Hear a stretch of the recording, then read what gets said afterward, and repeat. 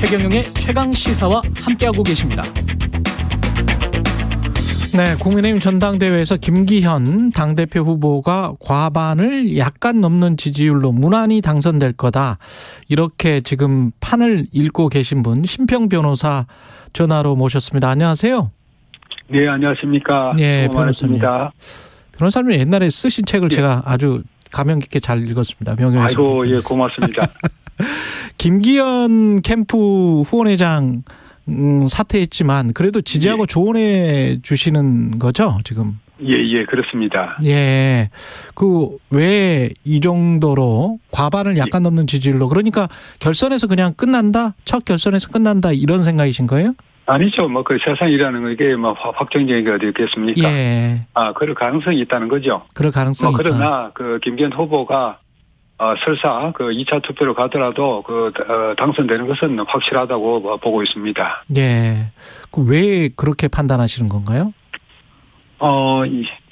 모든 정치적 투쟁에서 명분의 우위가 승패를 결정한다고 봅니다. 이 명분의 우위는 내건 프레임의 유효성에서 좌우되는 것이 아닐까 하는데요. 예. 김 후보가 내건 이 책임 당원들에게 내건 프레임이 나는 관리형 당대표로서 윤석열 대통령이 자신에 대한 중간평가적 성격을 갖는 총선을 뒷받침하겠다 하는 그런 프레임이 가장 지금 책임 당원들의 신뢰를 받고 있다고 생각합니다. 관리형 당대표의 프레임이 유효하게 맞아들고 있다. 그런데 다른 쪽은 이제 중도 확장형을 이야기하고 있지 않습니까? 예. 그런 주장을 하고 있는 안철수 후보나 이런 쪽은 적합하지 않다라고 보시는 거예요? 안철수 후보의 중도 확장론도 상당히 힘이 있죠. 예. 그러나 안철수 후보가 하나의 미래 권력으로서 현재 권력에 도전한다는 그런 김기현 후보가 던진 역 프레임이 있죠. 그 역 프레임에서 벗어나기 어려운 것 같습니다. 아직 못 벗어났다. 예. 그런데 못 벗어날 겁니다. 못 벗어날 것이다. 예. 총선 승리 후에 대표직을 내려놓겠다고 이야기를 했거든요. 그래도 안 되는 건가요? 아이고 총선 승리하면 좋겠지만 여권의 지지 멸렬로 총선 실패할 가능성은 또 있지 않습니까? 한쪽 면만 볼 수가 있겠습니까? 그렇군요. 김기현 후보가 당대표가 되면 총선에서 그래도 승리할 만하다, 이렇게 생각을 하세요? 가장 낫지 않을까 생각을 합니다. 무엇보다도 내년 총선은 윤석열 대통령에 대한 중간평가적 성격을 가지는 것이죠. 예. 여기서 윤 대통령이 뒷짐을 지고 뒤로 물러 앉아 있으라고 하는 것은 뭔가 좀 맞지 않는 이야기입니다. 예. 윤 대통령이 앞으로 나와서 자신에 대한 중간평가를 이끌어 가야 됩니다.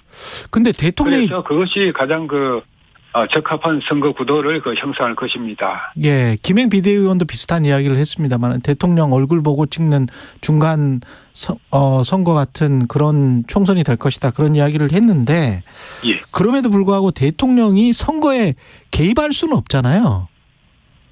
예, 대통령이 선거에 개입할 수는 없습니다만은. 그렇죠. 그러나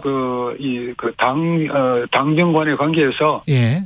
대통령이 일정 정도 역할을 하는 것은 우리가 충분히 생각할 수 있는 거죠. 예. 그런데 그러면 대통령 지지율이 굉장히 중요하게 될 텐데, 대통령 얼굴 보고 하는 투표라면. 근데 지금 현재 대통령 지지율이 반등의 기미가 있다라고 합니다만은, 역대 대통령의 집권 1년 차와 비교해 보면 그렇게 높은 지지율은 아니거든요. 사실은 낮은 지지율이라고 볼 수 있는데, 그래도 괜찮겠습니까, 선거가, 총선이? 지금 윤석열 대통령의 지지율 변화는 역대 다른 대통령의 경우하고 상당히 이 차이를 많이 보이고 있습니다. 예. 저는 김종인 선생님이 말씀하시는 거 들은 적이 있는데, 취임 100일 정도의 지지율이 5년을 계속 간다고 하는 그런 말씀을 어느 경우에는 다 그렇다고 말씀하시는 걸 들은 적이 있습니다만은. 예. 지금 윤석열 대통령의 경우는 지금 100일이 지나고 나서 오히려 상승 추세를 타고 있기도 하지 않습니까? 그렇게 보시는군요. 조금 차이가 있는 것 같습니다. 예. 제 기억에는 6월인가 한 50% 정도 하다가 좀 하락을 했기 때문에. 그건 워낙 초반에 그것은. 예. 그렇게 중요성을 갖지 않고 그렇군요. 취임 100일 예. 그에 상당히 그때부터 카운트를 모임입니다. 한번 해봐야 된다. 그런 식으로 따지면 그래프가 우상향으로 올라가는 그래프다 이렇게 보고 계시는 거군요. 올라갈 수가 있겠죠. 올라갈 수가 있다. 예. 예. 명예 당대표론에 대해서는 어떤 입장이세요? 대통령의? 중요한 것은 말이죠.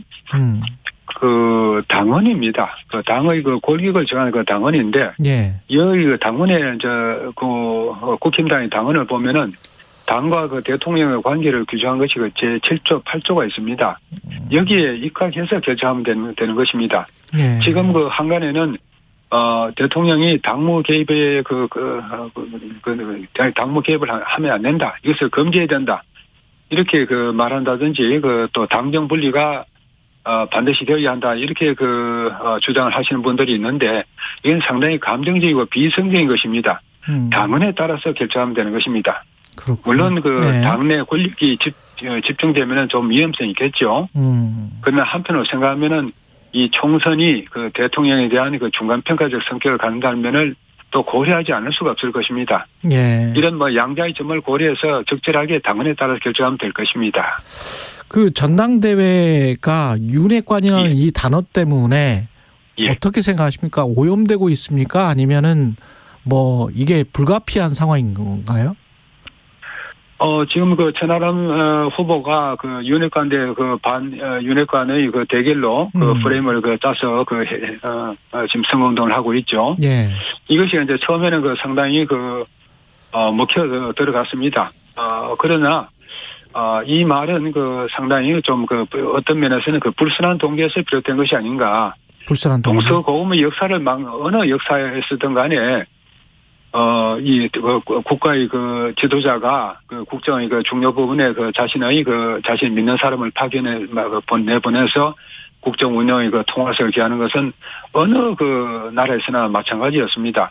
유독 윤석열 대통령의 대통령이 믿는 사람만은 윤핵관이라고 해서 그 사람들은 나쁜 사람들이고 간신배고 이렇게 말하는 것은 상당히 어폐가 있습니다. 이것은 일종의 깡패 언어입니다. 이런 말을 우리가 사용하지 않는 것이 타당할 것입니다. 깡패 언어다.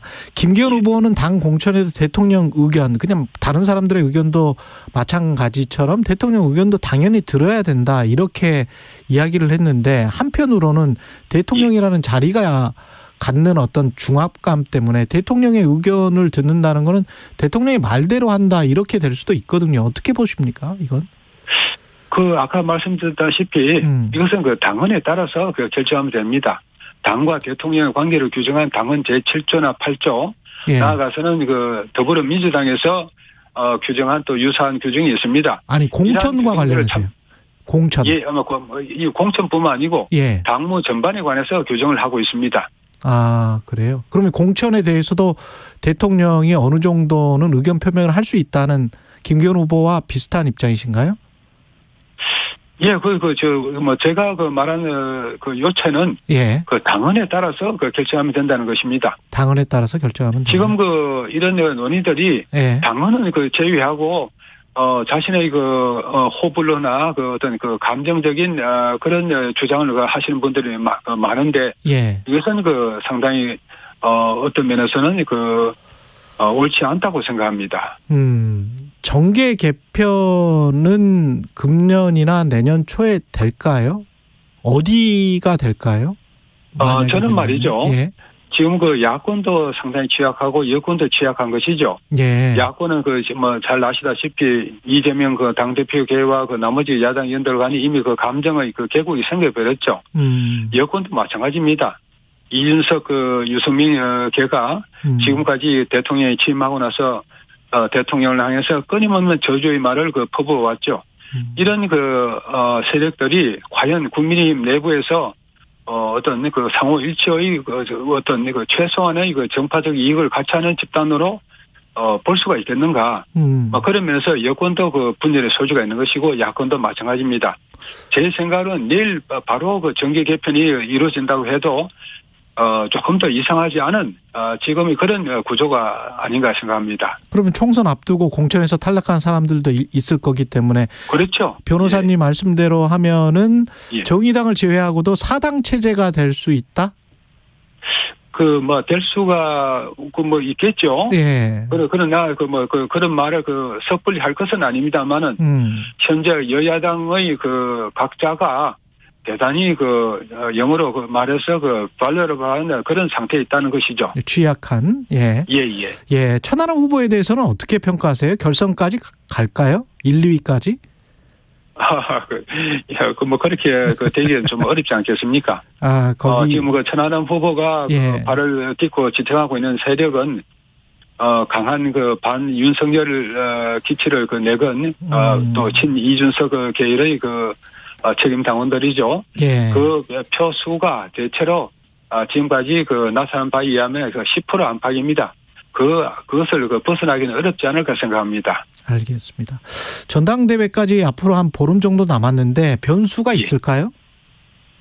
글쎄요, 김변 후보의 부동산 문제를 정점화시키려고 다른 후보들이 많이 노력을 하시는데, 네. 제가 볼 때는 김 후보의 해명에 설득력이 있다고 봅니다. 이것은 정점화가 되기 어려울 것으로 보고, 큰 무리가 없이 김변 후보가 당선된 쪽으로 움직여 가지 않을까 생각합니다. 안철수 후보는 1,800배 수익이다 이렇게 이야기를 하는데. 아이고, 그렇지 않죠. 그렇지 않습니까? 좀 정확하게 예. 말씀을 하셔야 되는데, 예. 우선 급한 마음에 그렇게 말씀을 하십니다만은 그렇지 않을 겁니다. 알겠습니다. 여기 한 10초밖에 안 남았는데요. 변호사님이 윤석열 대통령 멘토는 맞는 겁니까? 멘토라고 부를 수 있는 겁니까? 저는 멘토가 아니라고 부인을 하는데, 예. 그러나 제 글을 윤석열 대통령께서 항상 받아보시고 또 피드백을 저한테 주시는 것이 아니고 예. 제 주위에 있는 다른 분들한테 주시는 것을 봐서는 여기까지 심평 변호사였습니다. 고맙습니다, 변호사님.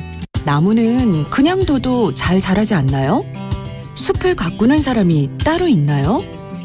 우리에게 깨끗한 자원